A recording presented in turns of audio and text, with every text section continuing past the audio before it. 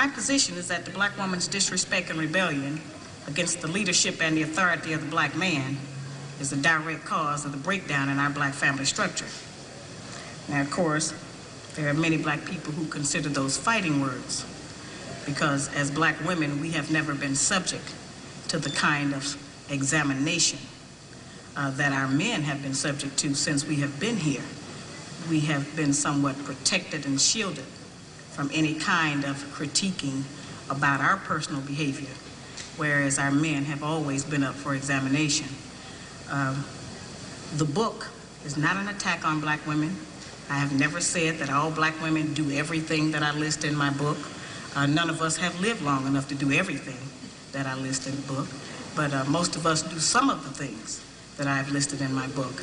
And I do say that it is not because of generalizations that we are all victimized by some of the negative patterns of behavior in the book, but the book just represents our collective contribution.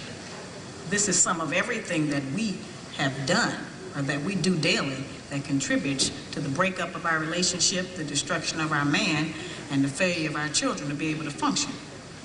They did not tell us that all of that, being my own person and I'm independent, would lead to separation, loneliness, celibacy, and lesbianism.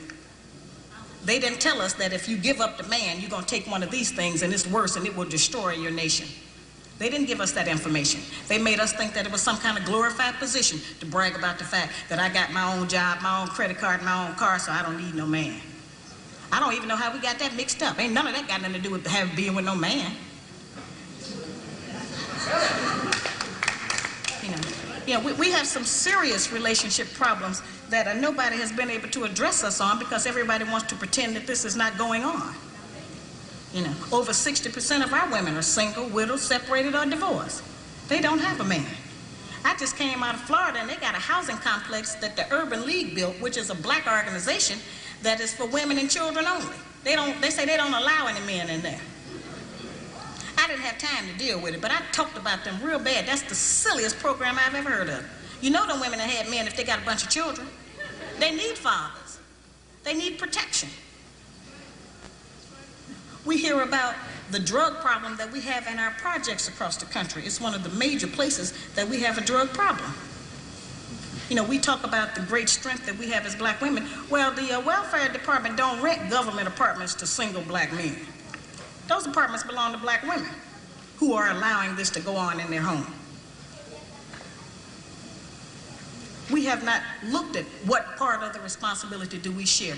Yes, black men sell a lot of drugs, and a lot of us black women get the money from them drugs and buy some of these fancy clothes we wear. Drive around in some of these fancy cars.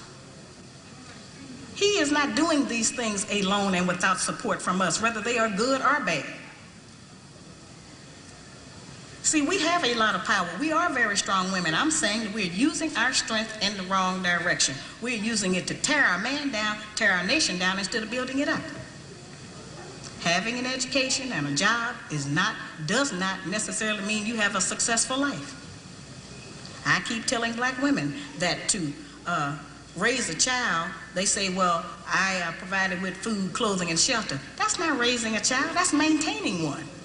To raise a child, you need a parental coalition of a man and a woman. We have sons who, by not having a father in the home, they don't know how to respect women. They take on the black female emotionalism. They become bitchy, they're doubtful, they're indecisive, they can't make a decision. They don't know what to do about being a man because we can't teach them that. We don't have that knowledge. We have daughters who grow up in a home where they don't see any affection, where there's no man there. They go out into the world and try to mate. They don't have no idea how to be no woman to no man, how to function in a house with a man, because they haven't seen it. Most of our children, just like us, get all the information we have about how you be with a mate off television. It's the only medium that shows us anybody being together. Those rules have not worked for us. The white woman's liberation movement, we don't have anything to do with that. We have not been under the control of the black man for over 500 years, so what do we have to get liberated from them from? They haven't been our boss.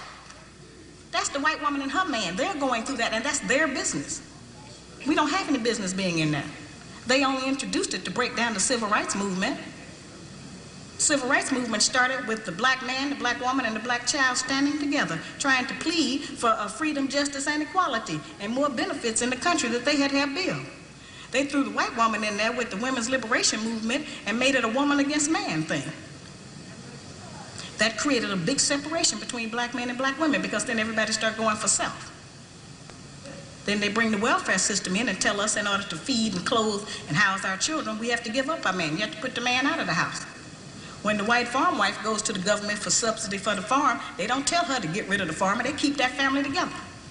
But in the black community, they make it a requirement, because they want to keep endorsing into the black community that the black man is no good, and that he is not deserving of respect, he is not deserving of us letting him give us any protection or instruction, and that we are better than them.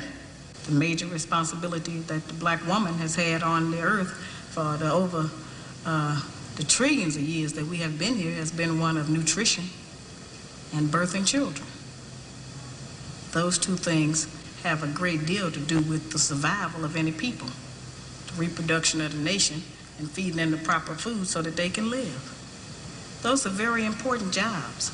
Those are very powerful positions, because it puts us in a position to decide who's going to live or die, and how slow they're going to die, by what we feed them. We have a very powerful position. That's not a small role that we play. We have just been taught to misrepresent and misuse that power. The people who we have been counting on to give us the truth about how to get along have failed. The white people don't know how to get along. They don't have that information themselves. They don't get along with nobody on earth. So they didn't have no information to impart to us about how we're supposed to get along.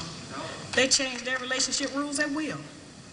We have, tons of black children around this country that I hear from who have grown up traumatized by the fact that they were referred to as the outside child.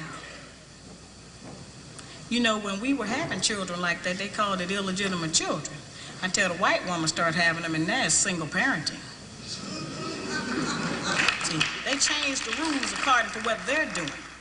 So I've called on our people to change them depending on what we want to do, what our needs are. There's another need that has not been addressed in our community, because nobody will deal with it, and that's one that God did not create three sexes. We only have men and women. Now, I have not said that we should reject the sisters who try and act like men and the men who try and act like women. I'm not saying to reject them from among us, but they need to be taught. We don't have to accept that as some kind of normalcy, because that's not normal. But because now the white people are practicing that, when we were doing it, we were punks and faggots. Now that they're doing it, now it's an alternative lifestyle.